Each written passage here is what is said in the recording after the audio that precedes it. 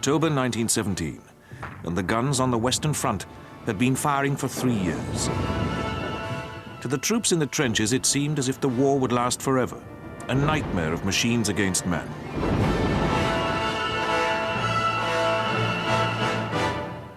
But on the 15th of October 1917, all eyes were focused on the grim fortress of Vincennes near Paris, and on one woman who was to be executed there, Mata Hari, the spy said to have used sex to secure vital military secrets from Germany. Nearly 80 years after her death, Mata Hari remains the 20th century's most powerful icon of female betrayal. Her career as an exotic dancer and as a spy was surrounded by myths created by herself and the men who finally destroyed her. But was Mata Hari ever a spy? Or was she innocent of the crimes with which she was charged at a military tribunal held in the darkest days of the First World War? Was Mata Hari the spy who never was?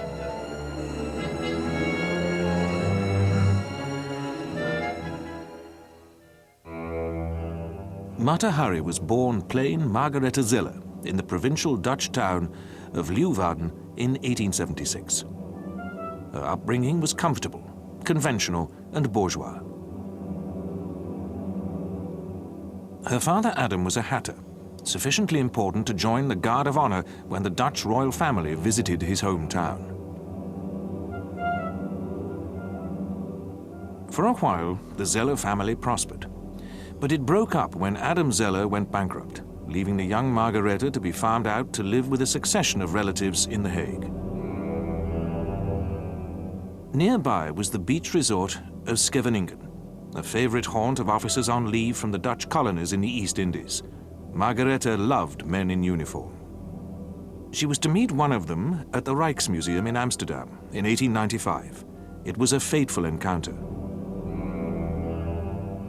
He was Rudolph MacLeod, an army officer of Scottish descent who had spent 10 hard years in the colonies. He was looking for a wife, but at 38, he was twice the age of the lovely young woman to whom he quickly proposed.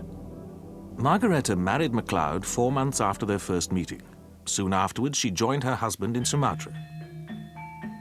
In the sultry heat of the East Indies, the marriage rapidly broke down. Margarethe tried to live the life of an officer's wife, but the lush and colorful surroundings of Sumatra stirred a strong sensual streak within her, driving her middle-aged husband to fits of jealous rage. Margarethe was fascinated by the way the women of Sumatra harnessed dance and song, whether working in the fields or dressed for the more intricate and erotic rituals of court and religion. The grace and symbolism of their movements planted a seed in the young European woman's mind. It was here, in the sultry heat of the tropics, that the legend of Mata Hari was born.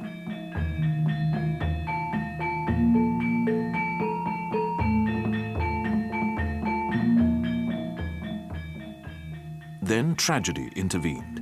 Margarethe's small daughter and her son were struck by food poisoning. The boy survived, but the little girl died. Margarethe left her husband and sailed for Europe. She settled in Paris.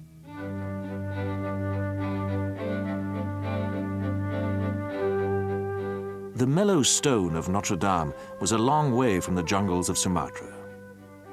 This was the Paris of the Belle Époque. Above all, it was the city of the courtesan. Dubbed les grandes horizontales, these languid beauties used their lovers not only to acquire wealth, but also to wield social and sometimes political power. Show business and sex were the keys to fame and fortune. It was part of the natural order of things in France. A man might attend his wife in the morning, but in the afternoon he visited his mistress. In this heady atmosphere, Margarethe Zeller reinvented herself as an exotic Oriental dancer. Drawing on her experiences in the colonies, she developed a westernized version of the temple dances she had watched in Sumatra.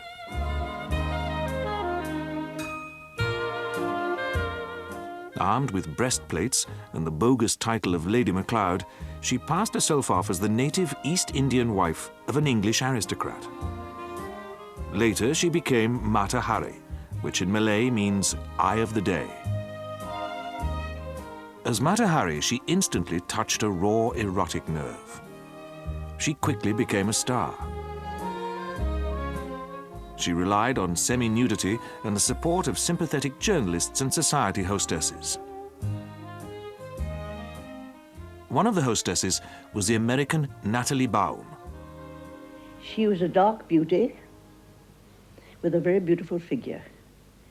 But to my remembrance, she lacked charm. And I preferred her war dances to her more exotic performances, which were the beginning of the striptease. I think she was very vain of herself and wanted to produce herself as much as she could. In fact, she produced herself too much at the end. She should have realized the dangers she was in. She lived dangerously. Mata Hari continually refashioned her life history to fit new circumstances. Few questioned the stories she told about herself. But she was already spinning a web of fiction in which eventually she would be trapped. If Margareta Zeller could invent a whole new life to launch herself as a star, so others could invent an imaginary past to destroy her. By 1910, Mata Hari was one of the highest-paid dancers in Europe. She had joined the ranks of the Grande Horizontale.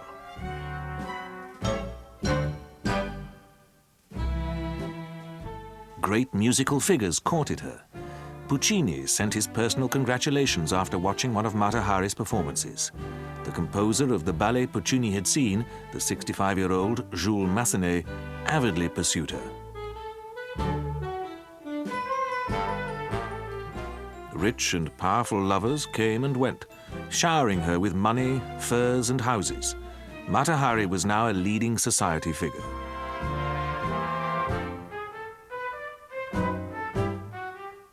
Her reputation as an insatiable man-eater provoked a mixture of admiration and envy.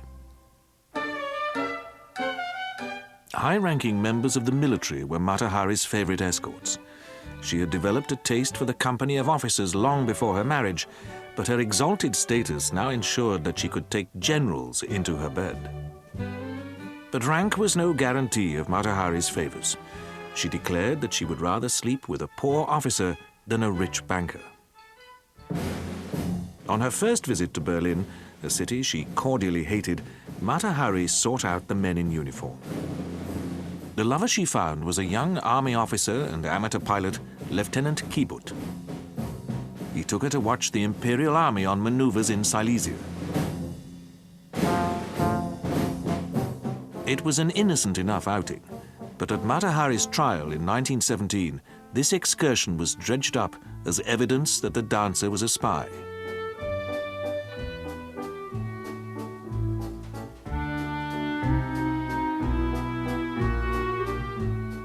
Back in Paris, she discovered to her dismay that her supremacy was threatened by a small army of imitators. They were younger, and their costumes were even more revealing than those worn by the exotic original.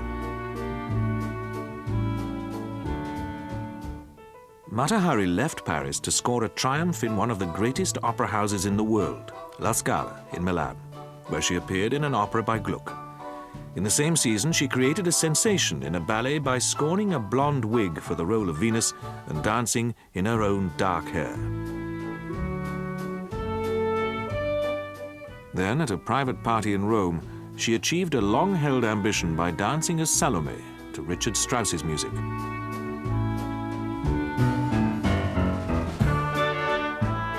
In August 1914, Mata Hari was in Berlin. She was broke. Her figure was thickening, and 40 was looming. So was war. Millions of men were on the move in a mobilization that could not be reversed. Mata Hari was, for the moment, stranded behind enemy lines. Temporarily, the uniforms lost their appeal. The commanders and the men they led believed that the war would be over by Christmas. The French cried, "To Berlin," the Germans, "To Paris." The Germans came closer to victory, But in the scorching summer heat, their advance on Paris broke down. Soon a war of movement became a war of artillery and fixed positions. The first trenches appeared. From the English Channel to Switzerland, the front line was frozen. In what became known as the Zone of the Armies, the destruction mounted. By 1915, the casualties were already being measured in millions. Into the French rear passed a flood of refugees. Some of them were thought to be spies. The war had cut Mata Hari off from her house and possessions in Paris. She left Germany for her native Holland, which was a neutral country. In The Hague, she reached a comfortable financial arrangement with one of her old lovers, the Baron Edouard van der Capellen, who gave her a house and a generous allowance.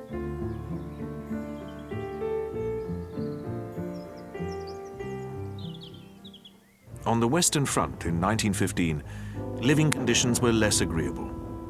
Soldiers struggled through a landscape dominated by mud and water-filled shell holes. In places, the mud was so deep that men and mules drowned in it. Both sides waited for the breakthrough that never came. It was a war dominated by the machine gun and the spade.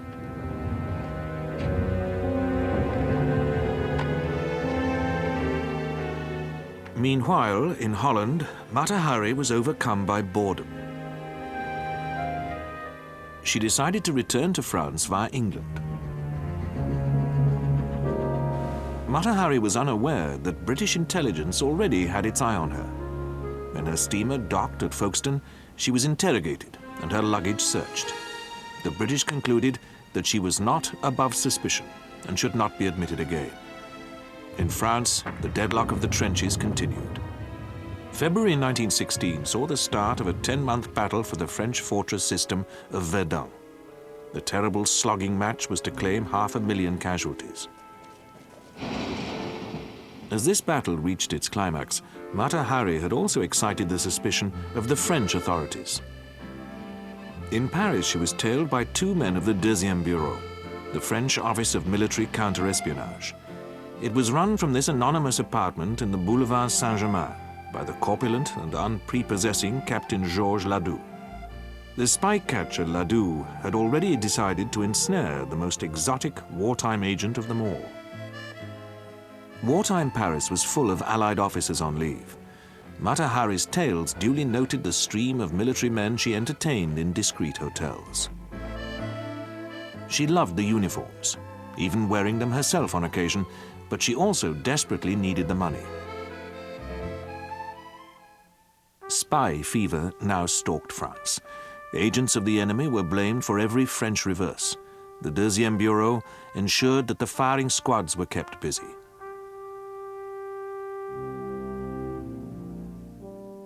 Ladoux decided to trap Mata Hari by hiring her as a double agent.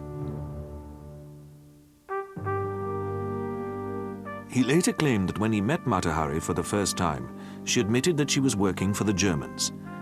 She agreed to seduce the Crown Prince William, the commander of the German forces at Verdun, for a fee of 1 million francs.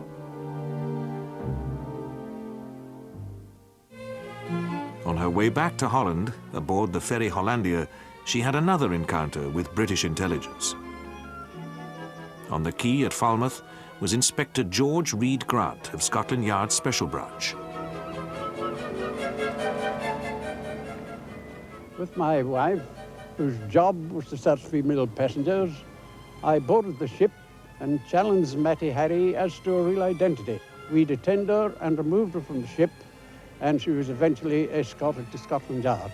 From my experience, I consider her one of the most charming specimens of female humanity that ever I gazed upon. At Scotland Yard, Mata Hari told her interrogators that Ladoux would vouch for her and confirm that she was working for the French. The Assistant Commissioner, Sir Basil Thompson, was unimpressed by Mata Hari's fanciful accounts of her espionage activities. After waiting 4 days, he decided to deliver a message the short distance to the Dutch legation. In it, Sir Basil expressed his grave suspicion that the woman he held, and who had now reverted to calling herself Lady MacLeod, might be involved in what he termed the commission of unneutral acts. He also cabled Ladoux, who denied any connection with Mata Hari and suggested that she should be returned to Spain, where she might reveal her connections with the German Secret Service. Sent back to the fleshpots of Madrid and unaware that Ladoux had betrayed her, Mata Hari began to act out the role of the spy seductress. Her first conquest was the German envoy in Madrid, Major Arnold Kaller. The information Mata Hari gleaned from Kaller she passed to the French military attaché in Madrid. Her aim was to establish her credentials as a double agent with the French, but in this she was not as successful as she thought. Major Kaller had his suspicions and began using Mata Hari to see how much disinformation he could feed the French.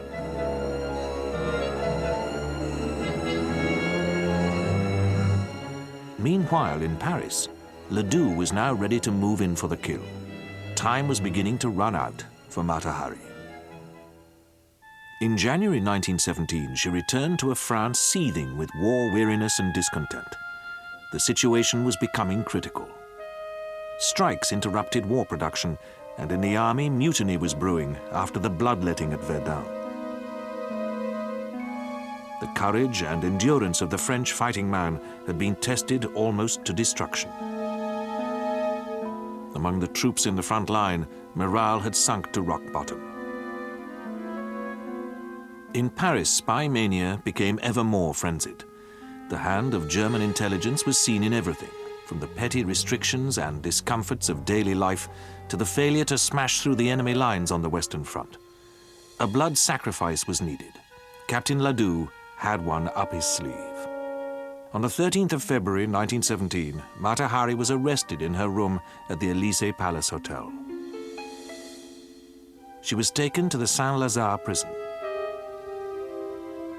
Here, stripped of all her finery, Mata Hari underwent a seemingly endless round of interrogations by Ladoux's right-hand man, Captain Bouchardon, an austere lawyer who now pursued spies with a fanatical zeal. Bouchardon accused Mata Hari of being a shadowy German agent codenamed H-21. H-21 had been the subject of a series of German coded signals sent between Madrid and Berlin and intercepted by a French listening station on the Eiffel Tower. Ladoux was convinced that Mata Hari was H-21. Later, he admitted that the whole affair might have been a setup by German intelligence. The prisoner now looked her age. At first, she coolly denied that she had received any money from the Germans. Then, after more than a month of harsh questioning, she changed her tune. She told Bouchardon that she was H-21. She had taken money from the Germans, but only to compensate her for the valuables she had been forced to leave behind in Berlin in 1914. All along, she had wanted to help France and deal a blow to Germany.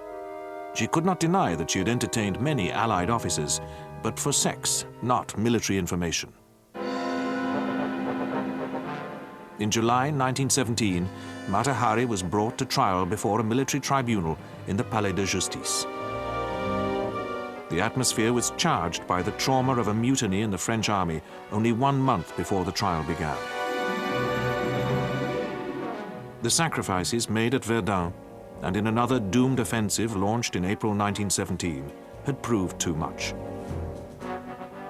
The mutiny had been quelled and the ringleaders punished, many of them by firing squad. Others were stripped of their rank. Pay and conditions were improved. The army was hauled back from the brink of collapse. The war would continue, but a scapegoat was needed.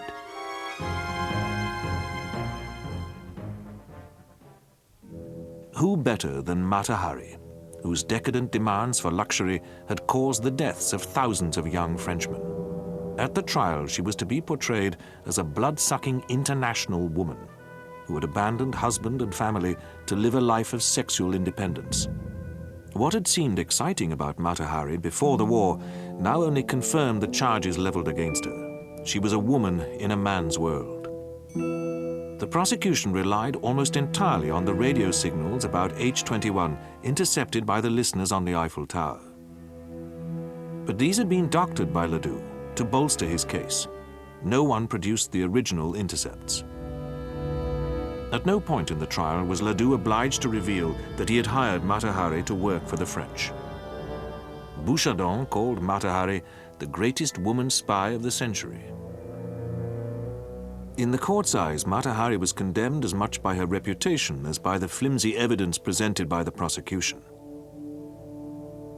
The court heard several former lovers testify that Mata Hari had never attempted to prise secrets from them. But the outcome was inevitable, and the trial lasted less than 2 days. Mata Hari was condemned to death. "It's impossible," she cried, as the sentence was passed.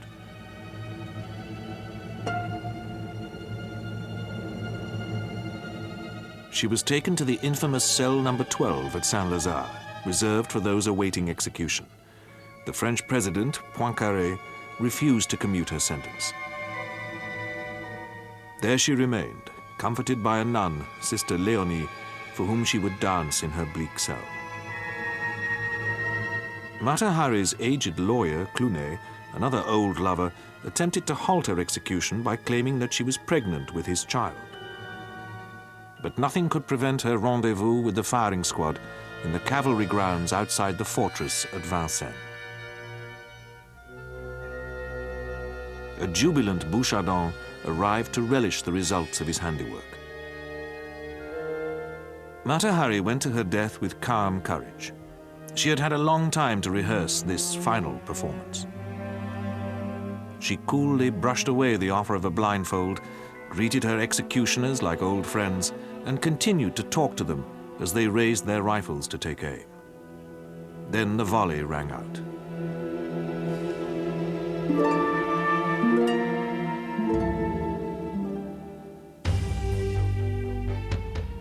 It was boredom, not just French bullets, that killed Mata Hari.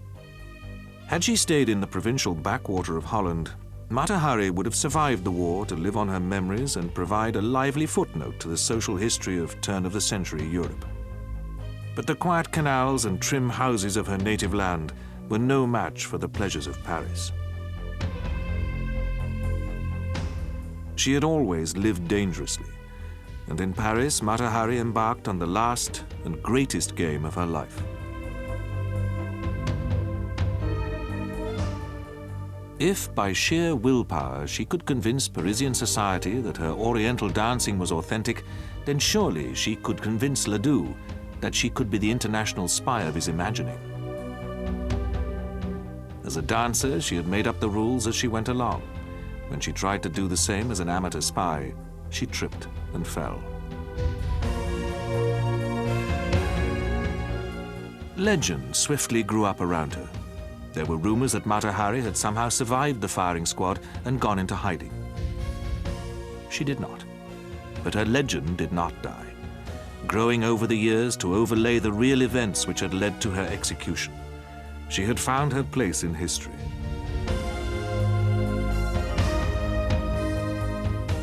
Hollywood quickly appropriated Mata Hari, or at least the Mata Hari of popular imagination.